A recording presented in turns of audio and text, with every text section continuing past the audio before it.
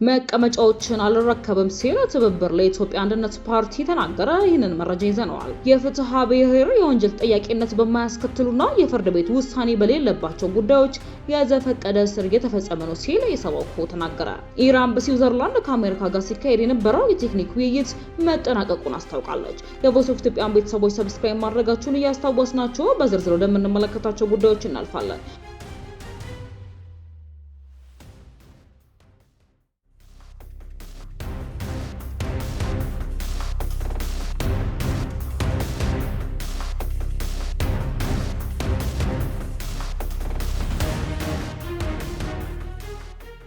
መቀመጫዎችን አልረከብም ሲል ትብብር ለኢትዮጵያ አንድነት ፓርቲ ገለጸ። በሰባተኛው አጠቃላይ ሀገራዊ ምርጫ የተሳተፈው ትብብር ለኢትዮጵያ አንድነት ጥምረት ያሸነፋቸውን ወንበሮች ላለመረከብ መወሰኑን አስታወቀ። የፓርቲው የህዝብ ግንኙነት ኃላፊ ጌትነት ወርቁ እንደገለጹት ውሳኔው ምርጫውን ከመቀበል ይልቅ ከመንግስት ጋርም ለመደራደሪያ መሳሪያነት ተያዘ አቋም ነው ብሏል። መንግስት ለሰላም፣ ለእስረኞች መፈታትና ለፖለቲካ ምህዳሩ መስተካከል ቀና ምላሽ ከሰጠ ጥምረቱ ውሳኔውን ሊቀይር እንደሚችል የገለጹት ኃላፊው እስከዚያው ግን ለምርጫው እውቅና እንደማይሰጡ አስታውቀዋል። በምርጫ ቦርዱ ይፋዊ ውጤት መሰረት ጥምረቱ በህዝብ ተወካዮች ምክር ቤት 2 እንዲሁም በክልል ምክር ቤቶች አጠቃላይ በ7 ወንበሮች መሸነፍም ችሏል። ፓርቲው ተመራጮቹ የፓርቲውን የጋራ አቋም እንዲያከብሩ ያሳሰበ ሲሆን የድርጅቱን ውሳኔ ጥሰው በግል ምክር ቤት የሚገቡ ተመራጮች ካሉ ከፓርቲው እስከ ማባረር የሚደርስ ጽኑ እርምጃ እንደሚወስድባቸውም አስታውቋል። 1032 እጩዎች የነበሩት ፓርቲው ከብልጽግናና ከኢዜማ በመቀጠል ሶስተኛ ከፍተኛ ተመራጮች የነበሩት ፓርቲ መሆኑ ይታወሳል። የፍትሐ ብሔር የወንጀል ተጠያቂነት በማያስከትሉና የፍርድ ቤት ውሳኔ በሌለባቸው ጉዳዮች የዘፈቀደ እስር እየተፈጸመ ነው ሲል ኢሰመኮ ከሰሰ። የኢትዮጵያ ሰብአዊ መብቶች ኮሚሽን ወይንም ኢሰመኮ በአራት ክልሎች የህዝብ ተቋማትን የብድር ገንዘብ ባለመለሱ የከፍተኛ የመሬት ሊዝ ክፍያና የአፈር ማዳበሪያ ዕዳ በወቅቱ ያልከፈሉና የማህበረሰብ አቀፍ ጤና መድህን ክፍያ ባልፈጸሙ ዜጎች የዘፈቀደ እስር እየተፈጸመ መሆኑን ገለጸ። ቲጊቫ ኢትዮጵያ የኮሚሽኑ የ2018 ዓመተ ምህረት የ11 ወራት ሪፖርቱን ተመልክቷል።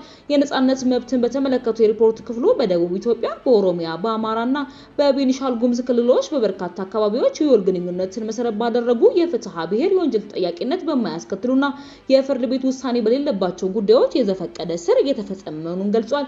የዘፈቀደ እስሩ የተፈጸመው የገንዘብ ተቋማትን የብድር ገንዘብ መመለስ ባለመቻላቸው፣ የከተማ መሬት ሊዝ ክፍያና የአፈር ማዳበሪያ ዕዳ በወቅቱ ባልከፈሉና የማህበረሰብ አቀፍ ጤና መድህን ክፍያ ባልፈጸሙ ዜጎች መሆኑ በሪፖርቱ በጉልህ ሰፍሯል። በተያያዘ ገለጻ ኮሚሽኑ 1510 አቤቱታዎችን ተቀብሎ 1022 ጉዳዮች እልባት ሲሰጡ 488 ጉዳዮችን ወደ ተገቢ ተቋማት ማስተላለፉን ገልጿል። በ59 የአደጋ ክትትሎችና ምርመራዎች ማከናወኑንም ገልጿል። በሌላ በኩል በግንባታ ዘርፍ የተሰማሩ ሰራተኞችን መብቶችን በተመለከተ ተቆጣጣሪ ተቋማት የቁጥጥርና ክትትል ስራ ለማከናወን በቂ የሰው ኃይል፣ በጀት ማጓጓዣ፣ የክትትልና ቁጥጥር ባለሙያዎች፣ የደህንነት መጠበቂያ ቁሳቁስና ላቦራቶሪ የሌላቸው መሆኑንም ኮሚሽኑ ገልጿል። በመንግስት ማህበራዊና ኢኮኖሚያዊ መብቶችን ተፈጻሚ ለማድረግ ከአስፈጻሚ አካላት በተለይም በከተማ መሰረተ ልማት፣ በስራና ክህሎት ሚኒስቴር ስር ባሉ የክትትልና ቁጥጥር ኃላፊነት ያለባቸው አካላት ኃላፊነታቸውን እንዲወጡ አስፈላጊውን የሰው ኃይልና በጀት እንዲመድብም አሳስቧል። ሪፖርቱ በሌላኛው ክፍሉ የሀገር ውስጥ ተፈናቃዮች በተፈናቀሉበት ቦታ መፍትሄ ሳያገኙ ረጅም ጊዜ መቆየታቸውን በቁልፍ ክፍተቶችም አካቷል።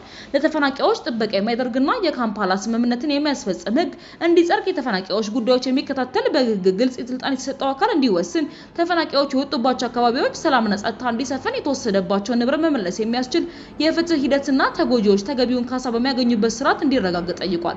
በሌላ በኩል በአብዛኛው እርሻ ጣቢያዎች በሰራተኞች የመብት ጥበቃ ክፍተቶች መኖራቸው፣ በአዳማና ሐዋሳ ኢንዱስትሪ ፓርኮች በመንግስት አካላት መደረግ ያለበት ቁጥጥር አነስተኛ እንደሆነ ፋብሪካዎቹ ባለቤቶችና አመራሮች ጫና እንደሚደረግም ገልጿል። የቮይስ ኦፍ ኢትዮጵያ ቤተሰቦች ዳግም ሰብስክራይብ ማድረጋችሁን እያስታወስናችሁ ወደ መጨረሻው ያዝንላችሁ ወደ ውጭ ዘገባችን እናልፋለን። ኢራን በስዊዘርላንድ ከአሜሪካ ጋር ሲካሄድ የነበረው የቴክኒክ ውይይት መጠናቀቁን አስታወቀች። በስዊዘርላንድ በኢራንና በአሜሪካ መካከል ሲካሄድ የነበረው የቴክኒክ ውይይት መጠናቀቁን በኒውክሌር ጉዳዮችና ማዕቀቦች ዙሪያ የሚመከሩ ልዩ ልዩ የድርድር ቡድኖች እንደሚቋቋሙ መወሰኑን የኢራን መንግስት መገናኛ ብዙሃን ዘግበዋል። የኢራን የብሔራዊ ዜና ወኪል ኢርና የሀገሪቱን የውጭ ጉዳይ ምክትል ሚኒስተር ካዛም ጋርባባዲን ጠቅሶ እንደዘገበው ተደራዳሪዎቹ ወገኖች ማዕቀቦችን ማቋረጥ፣ የኒውክሌር ጉዳዮች፣ መልሶ ግንባታና ኢኮኖሚያዊ ልማት እንዲሁም ክትትልና ትግበራ የተሰኙ 4 የሥራ ቡድኖች እንዲቋቋሙ ውሳኔ አሳልፈዋል። በመካከለኛው ምስራቅ እየተካሄደ ያለው ጦርነትን ለማቆም በተደረሰው በዚህ ስምምነት ማዕከል ላይ የኢራንን መልሶ ግንባታና ልማት የሚያግዝ የ300 ቢሊዮን ዶላር ፈንድ የተመደበ ቢሆንም እስካሁን ድረስ ይህንን ከፍተኛ ወጪ ማን እንደሚሸፍነው በግልጽ የታወቀ ነገር የለም። ሁለቱ ወገኖች የተፈራረሙት የመግባቢያ ስምምነት እንደሚያመለክተው ዋሽንግተን ለኢራን መልሶ ግንባታና ኢኮኖሚያዊ ልማት የሚውል ቢያንስ 300 ቢሊዮን ዶላር የሚያስገኝና በጋራ ስምምነት ላይ የተመሰረተ የመጨረሻ እቅድ ከቀጠናዊ አጋሮች ጋር በመሆን ለማዘጋጀት ኃላፊነት ወስዳለች። ይህንን እቅድ ተግባራዊ ለማድረግ የሚያስችለው ስርዓት በ60 ቀናት ውስጥ በሚደረሰው የመጨረሻ ስምምነት አካል ሆኖ የሚጸድቅ ሲሆን ለዚህ የገንዘብ ዝውውር የሚያስፈልጉ ማንኛውም አይነት ፈቃዶች፣ ነጻ የመብት ስምምነቶችና ማረጋገጫዎች በሙሉ በአሜሪካ መንግስት በኩል የሚሰጡ መሆኑንም በስምምነቱ ላይ ተመላክቷል። የቮይስ ኦፍ ኢትዮጵያን ቤተሰቦች ለዛሬ ያዝንላችሁ ዘገባዎች እነዚህን መስሉ ነበረ። በሌሎች አዳዲስ ወቅታዊ መረጃዎች ዳግም እስክንገናኝ ሰብስክራይብ ማድረጋችሁን እያስታወስናችሁ በደህና ቆዩ።